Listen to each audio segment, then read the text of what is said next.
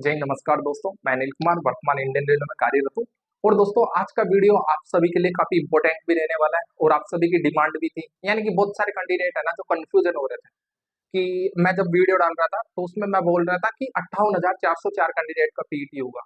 लेकिन सब कैंडिडेट बोल रहे थे कि भैया 32,438 वैकेंसी है, क्या पागल हो गए कि आप 3 गुना का रिजल्ट निकालेंगे तो लगभग मतलब 32,000 का 96,000 के समथिंग यहाँ पर पीईटी देंगे। तो दोस्तों ऐसा नहीं है, मैं आपको एक डाउट क्लियर कर दूं। इसके अंदर जो आपके सीसीए वाले कैंडिडेट होते हैं, यानी कि जिन्होंने अप्रेंटिस कोटा से मतलब कि सर्टिफिकेट लिया हुआ होता है, तो उनका वहां पर पीईटी नहीं होता। यानी कि फिजिकल एफिशिएंसी टेस्ट कंडक्ट नहीं होता। और एक कोटा होता है आपका एक्स सर्विसमैन का, तो उसमें भी आपका फिजिकल नहीं होता। तो सभी कैंडिडेट का डाउट था, एक बार मैं यहाँ पर बता भी देता हूँ आप सभी को। और एक बार ये भी बता दूंगा कि आपको पीटी करना कैसे है। यानी कि मैं एक आपको पूरा स्ट्रक्चर के साथ यहाँ पर बताने वाला हूँ कि आपको पीटी कैसे करना है, कितने मार्क्स आपके सेप रहने वाले हैं। तो दोस्तों देखिए, मैं यहाँ पर ए टू जेड तक यहाँ पर बात करने वाला हूँ। मैं बात कर रहा हूँ आपका जो रेलवे ग्रुप डी यानी कि लेवल 1 जो आपका पोस्ट है, उसके अंदर आपकी जो टोटल वैकेंसी थी वो थी 32,438। आई थिंक आप सभी को पता होगा 32,438 वैकेंसी थी। 32,438 वैकेंसी के अंदर जो नॉर्मल कैंडिडेट अप्लाई किए, जहां पर पीटी कंडक्ट होगा, यानी कि जहां पर आपका पीटी कंडक्ट होगा ना, वो वैकेंसी है 19,438। आप सभी को पता है 19,438 कैंडिडेट की जो वैकेंसी है उसका 3 गुना ही पीईटी होगा, क्योंकि जो आपकी टोटल वैकेंसी है 32,438 में से एक्स सर्विसमैन वाले कैंडिडेट होंगे 6,485, सीसीए कैंडिडेट होंगे 6,485। ये दो कैटेगरियां ऐसी है, यानी कि आपका जो एक्स सर्विसमैन और सीसीए, यहाँ पर आपका जो पीटी कंडक्ट होता है वो नहीं होगा। उसका भी रीजन आप सभी को पता है, क्योंकि जो सीसीए कैंडिडेट होते हैं उसको हम बोलते हैं अप्रेंटिस। जो रेलवे में एक अप्रेंटिस का कोर्स होता है वो ऑलरेडी करके मतलब कि आए हुए होते हैं, तो उनका पीटी नहीं होता। और एक्स सर्विसमैन तो आप सभी को पता है, भूतपूर्व सैनिक, हो सकता है कि वो रिटायर्ड हो गए, हो सकता है उन्होंने मतलब कि अपना जॉब से रिजाइन दे दिया, कुछ भी रीजन हो सकता है, लेकिन वो एक्स सर्विसमैन में गिनती उनकी की जाती है। तो ये दोनों वैकेंसियां ऐसी है जिनके अंदर आप ये दोनों पोस्ट मतलब कि कैंडिडेट ऐसे हैं जिनके अंदर आपका जो पीटी होता है वो नहीं होता। आई थिंक आप सभी का डाउट क्लियर हो गया होगा। तो जो आपका एक रियल पीईटी का जो कैंडिडेट है ना, यानी कि जो पीईटी का रिजल्ट बनेगा ना, वो 19,438 कैंडिडेट का ही बनेगा। और उसका तीन मतलब कि इतनी पोस्ट का बनेगा, इसका 3 गुना रिजल्ट फाइनली निकाला जाएगा। 58,404 कैंडिडेट होंगे जो पीईटी देने वाले। ठीक है, समझ में आ गया होगा। बहुत सारे कैंडिडेट यही क्वेश्चन पूछते रहते हैं कि भैया यार छिन्न में जा रहे हैं, यानी कि 96,000 कैंडिडेट का यहाँ पर पीईटी होगा, आप 58,404 क्यों बता रहे हो। तो आई थिंक आपका डाउट क्लियर हो गया होगा। और मैं आपको बता दूं दोस्तों, जो आपका पीईटी होगा ना, वो उसी जोन में होगा जिस जोन से आपने फॉर्म फिलअप किया। यानी कि सपोज देन आपने इलाहाबाद से फॉर्म फिलअप किया, तो आपका पीईटी इलाहाबाद में ही होगा। आपने अहमदाबाद से किया होगा तो अहमदाबाद में होगा, चाहे आपने चेन्नई से किया होगा तो आपका पीईटी चेन्नई में होगा।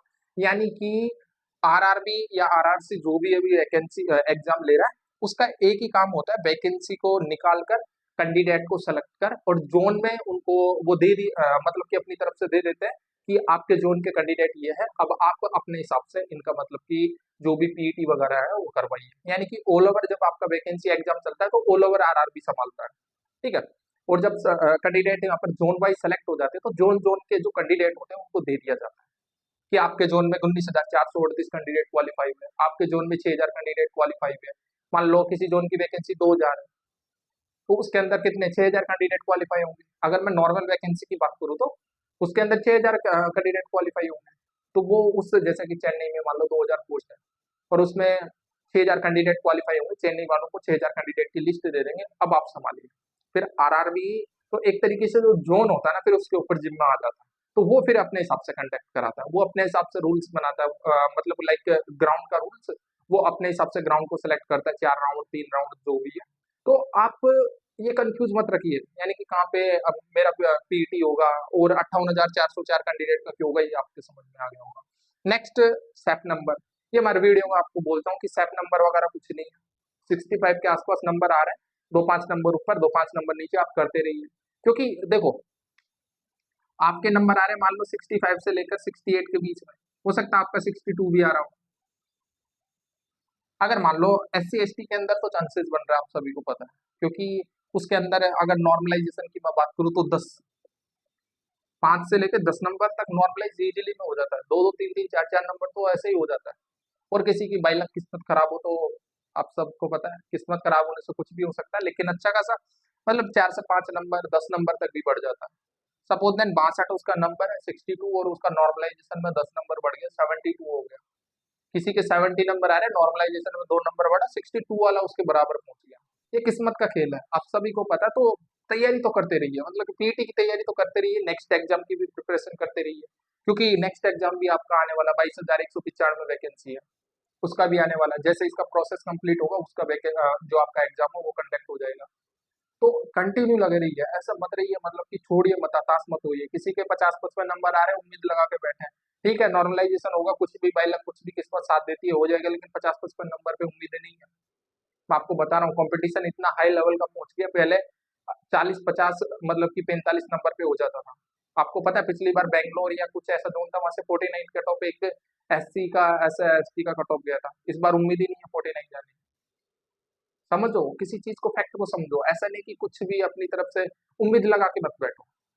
50 नंबर 55 नंबर है, उम्मीद लगा के मतलब कि बैठिए, लेकिन उसी के ऊपर डिपेंड मत रहिए कि मेरा होगा। आप है ना नेक्स्ट आगे की प्रिपरेशन करते रहिए, और आगे की प्रिपरेशन के मैं आपको बता दूं, टेक्स्ट बुक देते रहिए आप। टेक्स्ट बुक से आपका टाइम टेकन बढ़ेगा। यहाँ पर मैं कोई प्रमोशन नहीं कर रहा, मैं आपको बता दूं, दो तो दो, नहीं मत दो, कोई दिक्कत नहीं है, लेकिन आप वहां से है ना आप अपनी ये जो क्वांटिटी है, यानी अपनी काबिलियत है, वो सीख सकते हो कि यार मेरे में एक्चुअली में काबिलियत कितनी है। बहुत दिन हो गया मेरे को, और मेरे को एज ए मतलब वीडियो बनाने का कोई मोटिव पर्पज ही नहीं है, और मैं फाइनली अपने विलेज जा रहा हूँ। मैं आपको बता दूं, वहां पर मैं आपको पीटी का एक वीक लाइव डेमो देने वाला हूँ कि एक्चुअली में पीटी करते कैसे। अच्छा लग रहा है तो वीडियो को लाइक कर दीजिए, चैनल को सब्सक्राइब कर दीजिए। दोस्तों यहाँ पर आपके लिए मेहनत की जा रही है, और मैं आपको बता दूं एक मतलब कि आपकी स्टडी का जो टर्निंग पॉइंट है ना ये है। अगर जिस दिन आपके पास ये आ गया ना, समझ लो, एक मैं एक एवरेज या मिडिल क्लास फैमिली की बात करूँ तो सब कुछ मिल जाता है। होली दिवाली त्योहार कुछ नहीं है, सबसे ज्यादा है ना सारा जो त्योहार सब कुछ है वो ये है, और आप समझ गए होंगे ये क्या है। तो वो चीज छोड़िए, आप इतने अच्छे से मेहनत कीजिए ताकि सफलता है ना आपके कदम चूमने लग जाए। पीटी कैसे क्या करना है वो मैं आपको बताता रहूंगा, कैसे क्या ग्राउंड में पूरा चीप वगैरह लगता है। नेक्स्ट जो एक सेपरेट वीडियो लेके आऊंगा इसके ऊपर। बहुत सारे कैंडिडेट कमेंट में बोलते हैं कि आप ऐसा बताते हो, आप वैसा बताते हो, कुछ कमेंट पॉजिटिव आते हैं, कुछ कमेंट नेगेटिव आते हैं। वो चलता रहेगा लाइफ में, उस चीज को मत सोचिए और लगे रहिए। आपका वैकेंसी भी काफी अच्छा खासा 22,195 फिर से पोस्ट आ रहा है, उसके ऊपर पूरा फोकस दीजिए। और फोकस ऐसे दीजिए कि एक पोस्ट फाइनली हमें लेनी है। टेलीग्राम चैनल का लिंक डिस्क्रिप्शन में, जाइए ज्वाइन कर लीजिए। अभी मैं अनएक्टिव हूँ उस पर, लेकिन बहुत जल्दी एक्टिव होऊंगा। और एक्टिव जब उसके ऊपर एक्टिव होऊंगा तो ऐसा होऊंगा कि उसके अंदर एक एक कैंडिडेट को ना बहुत कुछ वहां पर मिलने वाला है। तो दोस्तों जब तक के लिए जय हिंद जय भारत, लव यू गाइस।